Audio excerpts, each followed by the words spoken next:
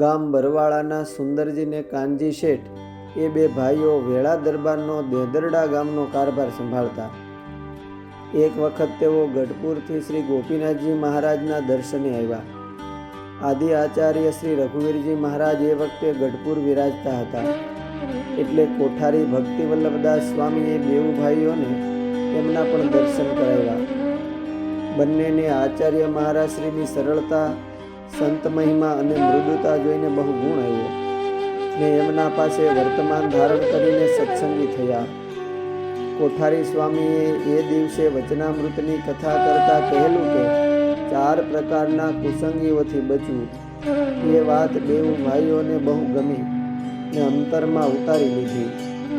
બેઉ પોતાના ઘરે ગયા ને રોજબરોજનું કામકાજ કરતા હતા. બંને ભાઈઓના કપાળમાં તિલક ચાંદલો ને સત્સંગની રીતભાત જોઈને ઘણાય કુસંગીઓને ગમ્યું નહીં. બાજુના પચ્છે ગામના બ્રાહ્મણોએ એમને સત્સંગ મૂકી દેવા ઘણાય ધમ પછાડા કર્યા, પણ તેઓ દ્રઢ નિશ્ચય સાથે બોલ્યા કે એ વાત હવે નહીં બને. સમય જતાં કોઈ કારણોસર એમણે બ્રાહ્મણોને રસોઈ દીધી. એ સમયે સૌ આવ્યા પણ ખરા.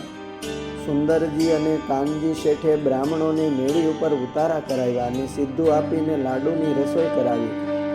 બપોરે સૌ જમવા પંક્તિએ બેઠા એટલે બ્રાહ્મણો બોલ્યા કે તમે સત્સંગ મૂકી દો તો જ અમે જમીએ. ત્યારે બેઉ ભાઈઓ નિડર થઈને બોલ્યા કે તમારે જમવું કે ન જમવું એ તમારા ઉપર છે, બાકી અમે તો સત્સંગને શીર સાટે કર્યો છે. ગઢપુર કોઠારી શ્રી ભક્તિવલ્લભ સ્વામીએ એમને કુસંગીઓથી સમજાવતા કહેલું કે માખી, કાગડા ને કીડી જેવા કુસંગીઓથી ડરવું નહીં.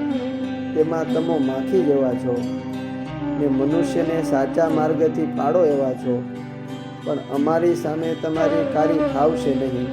તમારે જમવું હોય તો જમો, નહીંતર તમારી મરજી.